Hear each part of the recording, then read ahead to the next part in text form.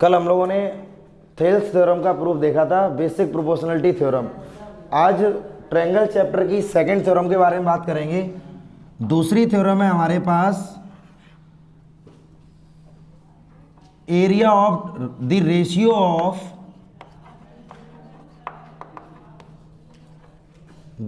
Of area of two similar triangle.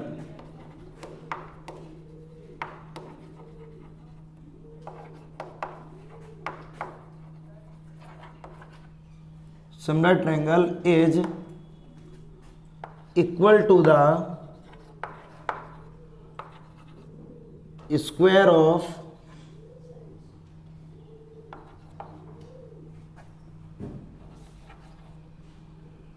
of ratio of corresponding side।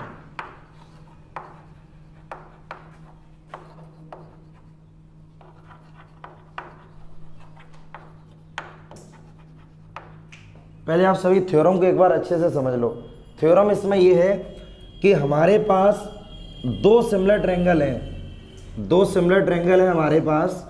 एक triangle ABC है और एक triangle PQR। ABC PQR ये दोनों ट्रायंगल सिमिलर हैं, यानी कि इसेंशियल कंडीशन क्या है कि ये दोनों ट्रायंगल तुम्हारे पास सिमिलर हैं। इस थ्योरम की सफिशिएंट कंडीशन ये है कि ये दोनों ट्रायंगल हमारे पास सिमिलर हैं, ट्रायंगल ABC और सिमिलर ट्रायंगल PQR। ठीक है, ये दोनों ट्रायंगल सिमिलर हैं। मतलब जब हम लोग इस वाली थ्योरम का यूज़ करेंगे तो ये थ्योरम यूज़ करने से पहले ये मतलब इसेंशियल रिक्वायरमेंट ये कि दोनों ट्रायंगल कैसे होने चाहिए, सिमिलर होने चाहिए। सिमिलर अगर हैं तब हम थ्योरम का यूज़ करते हैं। थ्योरम क्या होती है? Area of triangle ABC upon area of triangle PQR is equal to AB upon PQ का square is equal to VC upon QR का square is equal to AC upon PR का square. जब हमसे question में पूछा जाएगा कि हमारे पास दो सिमिलर ट्रायंगल दे दिए गए हैं और उनकी करस्पॉन्डिंग साइड का रेशियो भी हमें गिवन होगा, एक का एरिया भी दे दिया जाएगा, दूसरे का एरिया हमसे पूछा जाएगा, तो दूसरे का एरिया कैलकुलेट करने के लिए हमें इस वाली थ्योरम का यूज़ करना पड़ेगा। ठीक है ना, नोट करो। क्वेश्चन में जब भी तुमसे ये आएगा तो क्वेश्चन में तुमसे ये बोला जाएगा prove that the ratio of area of two similar triangle is equal to the ratio of the square of corresponding side. ये चीज़ तुम्हें अगर प्रूव करने के लिए अगर वो बोलेगा तो समझ लो इस थ्योरम की बात हम कर रहे हैं। ठीक है, तो प्रूफ इसका कैसे, पहले ध्यान दो। मतलब हमारे पास कंसेप्ट ये था कि हमारे पास अगर दो सिमिलर ट्रायंगल गिवन है, एक ट्रायंगल हमें यहाँ पर दिया गया ABC और दूसरा ट्रायंगल हमारे पास यहाँ पर गिवन है PQR। ये दो ट्रायंगल हमें यहाँ पर गिवन कर दिए। ये बोला triangle ABC similar triangle PQR, तो हमें ये प्रूफ करना है to proof area of triangle ABC upon area of triangle PQR is equal to AB upon PQ का square is equal to VC upon QR का स्क्वायर और is equal to AC upon PR का square. ये चीज़ हमें proof करने के लिए बोली गई है। बोर्ड पर सभी ध्यान देना। मैं तुम्हें एक चीज़ और इसमें समझा दूँ थ्योरम में, जब भी हम इस थ्योरम का यूज़ करेंगे तो ये तीनों इक्वल चल रहे हैं, तीनों इक्वल लेने का कोई भी मतलब नहीं, अकॉर्डिंग टू द रिक्वायरमेंट। तो सपोज करो हमें AB के बने AB दे दिया गया और हमें PQ कैलकुलेट करना है, तो AB अगर गिवन है PQ कैलकुलेट करना है तो इन दोनों ट्रायंगल का एरिया हमें गिवन होगा, तो हम इसमें केवल ये इन साइड का रेशियो केवल लेंगे। मतलब तीनों साइड का रेशियो एक बार में लेके हमें नहीं चलना है, बट हमें इतना पता है area of triangle ABC upon area of triangle PQR ये इसके भी इक्वल होगा, इसके भी इक्वल होगा और इसके भी इक्वल होगा। रिक्वायरमेंट के अकॉर्डिंग हम इसका यूज करेंगे। अब क्वेश्चन में ध्यान दो सभी। जब हम इसका प्रूफ करेंगे, नाउ एरिया कैलकुलेट अगर हमें करना है तो एरिया के लिए जरूरी है कि हमारे पास परपेंडिकुलर भी होना चाहिए, क्योंकि एरिया का फॉर्मूला होता है 1/2 बेस इनटू हाइट। ये एरिया ऑफ ट्रायंगल का फॉर्मूला होता है। यानी अगर मैं यहाँ से ये निकालें area of triangle A B C upon area of triangle P Q R, area of triangle A B C upon area of triangle P Q R. तो area of triangle A B C 1/2 base, base वही होता है जिस पर perpendicular होता है। तो perpendicular किस पर है? BC पर।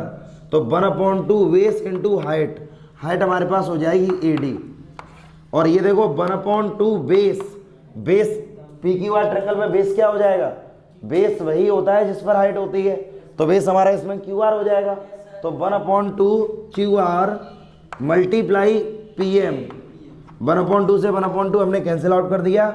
Area of triangle ABC upon area of triangle PQR equal हमारे पास हो जाएगा BC मल्टीप्लाई AD, और BC का अपॉन में कर लो QR और AD का अपॉन में कर लो PM। इनकी हमें जरूरत पड़ेगी। इसको इक्वेशन नंबर फर्स्ट बना लो। अब सुनो, इधर प्रूफ हमें करना है क्योंकि हमने परपेंडिकुलर अभी BC पर डाला है, तो यहां पर BC अपॉन QR आ गया। लेकिन हमें प्रूफ ये करना था हमें प्रूफ ये करना था कि एरिया ऑफ ट्रायंगल ABC और एरिया ऑफ ट्रायंगल PQR इनका रेशियो BC अपॉन QR के स्क्वायर के रेशियो के इक्वल होना चाहिए था। मतलब इनका स्क्वायर ही हमें लेके आना है। तो इसका मतलब AD और PM इनको हमें रिमूव करना पड़ेगा। तो देखो रिमूव हम इनको कैसे करेंगे, बोर्ड पर ध्यान देना सभी।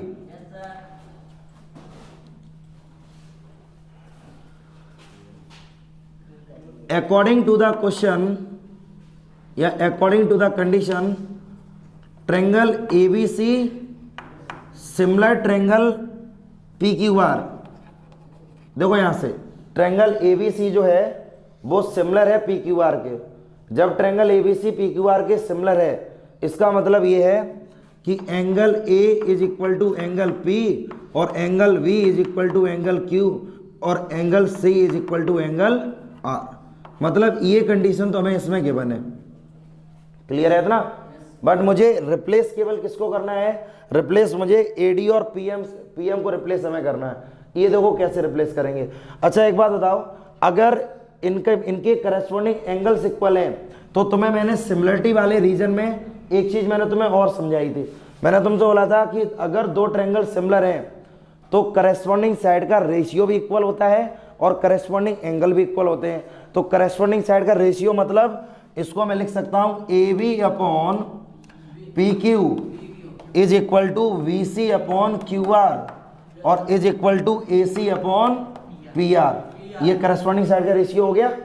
इनके करस्पॉन्डिंग एंगल भी इक्वल हैं और करस्पॉन्डिंग मतलब करस्पॉन्डिंग साइड का रेशियो भी इक्वल होगा। अब ट्रायंगल पाओ, in triangle ADB and triangle PMQ। तो देखो यहां से angle B is equal to angle Q। Clear है?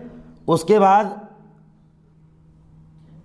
AB अपॉन, क्योंकि तुम्हें क्या करना है, तुम्हें यहाँ पर मैंने बताया था तुम्हें दो ट्रायंगल जब भी हम सिमिलर कर सकते हैं, या तो उनके तीनों एंगल बराबर हो आपस में या दो एंगल भी इक्वल हो। दो एंगल अगर करस्पॉन्डिंग एंगल दो इक्वल हैं तब भी तो ट्रायंगल सिमिलर होते हैं। तो देखो एंगल B बराबर एंगल Q हो चुका है क्योंकि ये तो हमें गिवन है। Angle B is equal to angle Q। हम ट्रायंगल ADB और PMQ के बारे में बात कर रहे हैं। तो B वाला जो एंगल है वो तो Q के इक्वल है, ये क्वेश्चन में गिवन है इतना, ये हमें कंडीशन में दे दिया गया था। अब तुम देखो जब तुमने परपेंडिकुलर ड्रॉ किया है तो ये वाला एंगल अगर 90 डिग्री का है तो ये भी कितने का है? तो ये भी एंगल इक्वल हो गया। मतलब angle ADB is equal to angle PMQ each 90 degree, और दोनों ही 90 डिग्री के हैं। तो देखो यहाँ पर AA similarity rule, then triangle ADB similar triangle PMQ। ये रिलेशन हमने सिर्फ इसलिए निकाला था क्योंकि हमें ट्रायंगल को सिमिलर करना है। हमने ट्रायंगल को यहाँ सिमिलर कर लिया। सिमिलर करने से हमें क्या फ़ायदा मिला? सिमिलर करने से ये बेनिफिट हमें मिला यहाँ पर कि अब इनकी करस्पॉन्डिंग साइड का रेशियो इक्वल होगा। दो सिमिलर ट्रायंगल के करस्पॉन्डिंग एंगल और करस्पॉन्डिंग साइड का रेशियो इक्वल होता है। तो इसको हम क्या लिख सकते हैं, अब इसको हम लिख सकते हैं A B upon P Q, therefore A B upon P Q is equal to A D upon P M. ठीक है, इसको इक्वेशन नंबर सेकंड बना लो और इसको इक्वेशन नंबर थर्ड बना लो। बताओ यहाँ तक किसी कोई समस्या है? ये वाला ट्रायंगल इसके सिमिलर हो गया, तो A B upon P Q is equal to A D upon P M, इनका रेशियो आपस में इक्वल हो गया।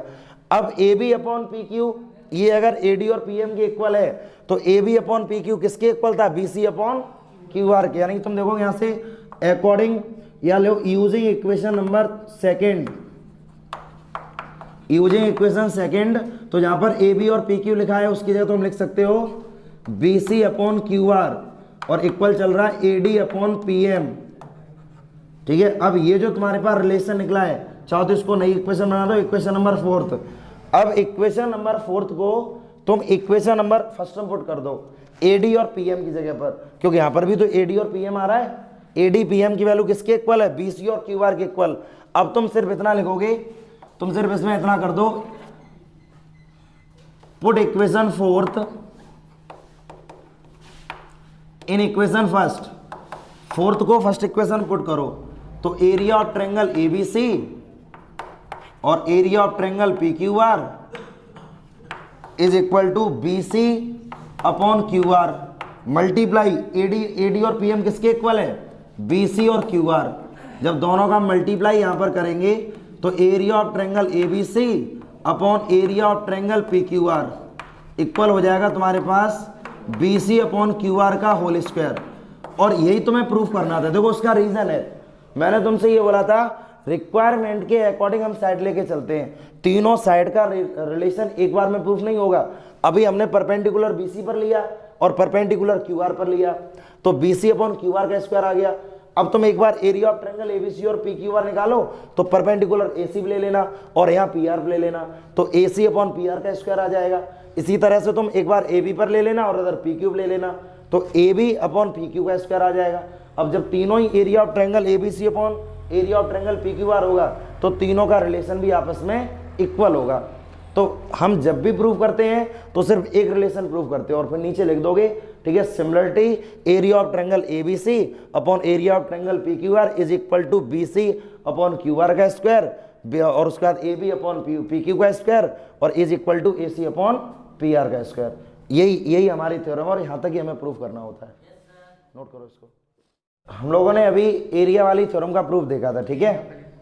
अब हमारे पास थर्ड थ्योरम है, इसकी तीसरी थ्योरम, ठीक है, most important theorem, Pythagoras theorem. Pythagoras theorem, Pythagoras theorem को पहले सभी समझ लो। हमारे पास एक राइट ट्रायंगल है,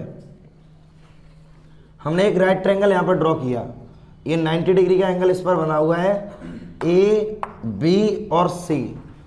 तो इसका जो जनरल नेम इसके क्या होते हैं, 90 डिग्री के जस्ट सामने वाली जो साइड होती है इसको हम लोग हाइपोटेनस बोलते हैं, जो कि एच से रिप्रेजेंट करते हैं, ठीक है, हाइपोटेनस। क्लियर है इतना। अब हाइपोटेनस हमारे पास ये हो गई है।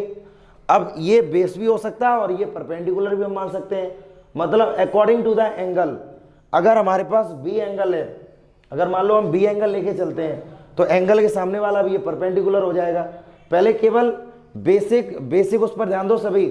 हमारे पास हाइपोटेनस हमेशा कांस्टेंट रहती है, हाइपोटेनस बिल्कुल भी चेंज नहीं होती है, क्योंकि हाइपोटेनस 90 के सामने वाली साइड होती है, ठीक है।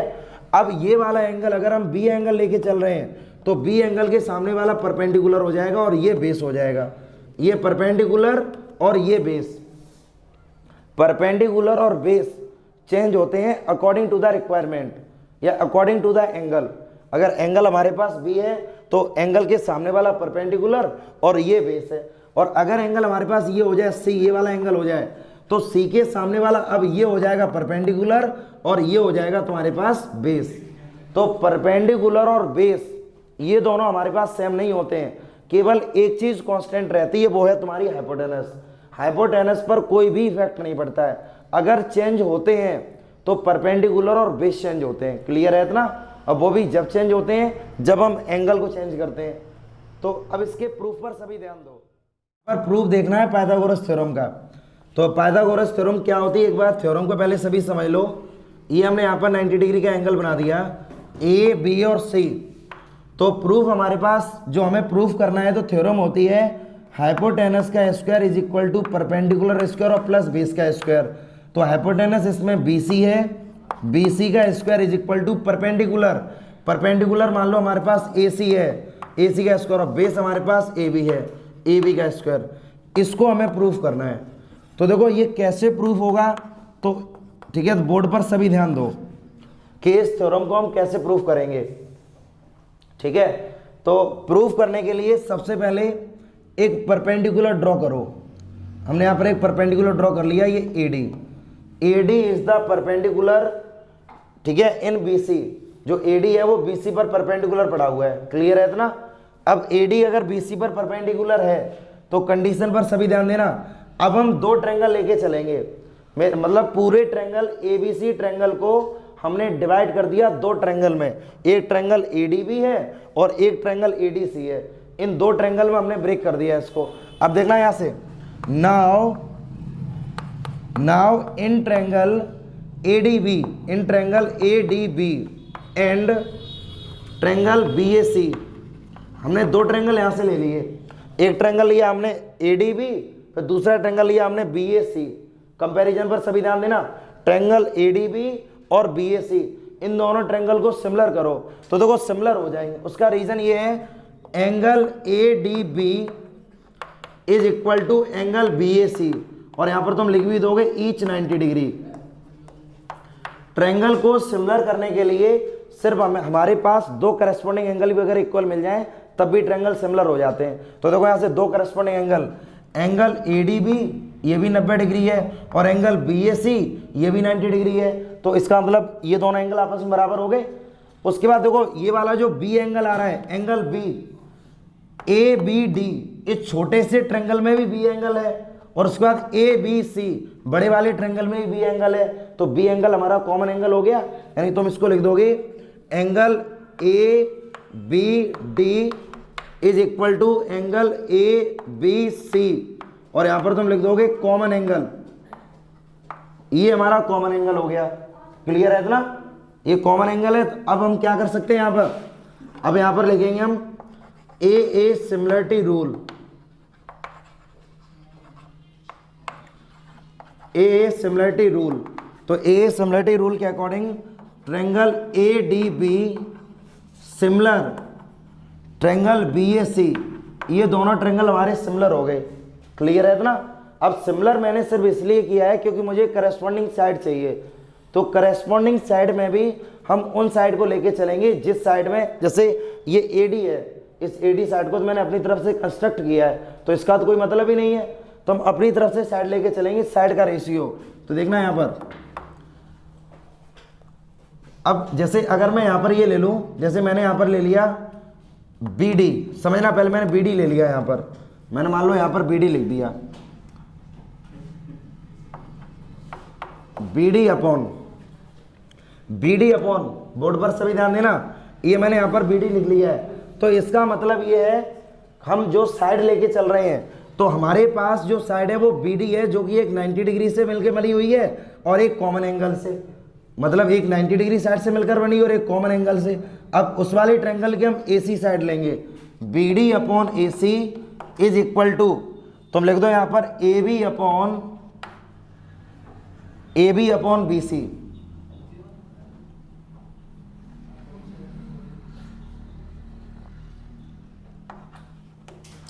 एक बार सभी बोर्ड पर ध्यान देना,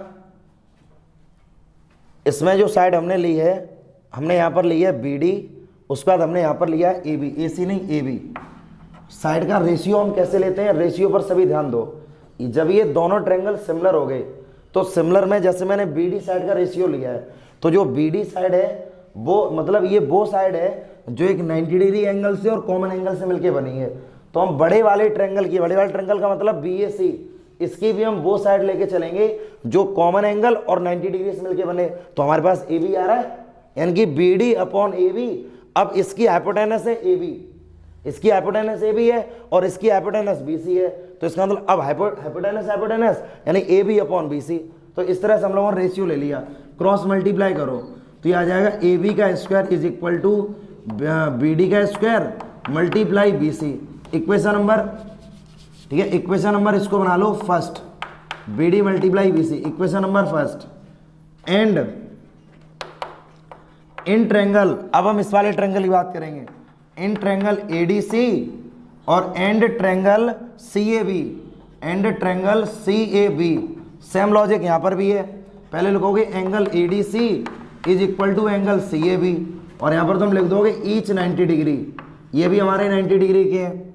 और दूसरी तरफ में दूसरा एंगल हमारे पास हो जाएगा angle ACB ACD, angle ACD is equal to angle ACB ACB, और ये एंगल हमारा कॉमन एंगल है, तो यहां पर हम लिख देंगे ए सिमिलरिटी रूल।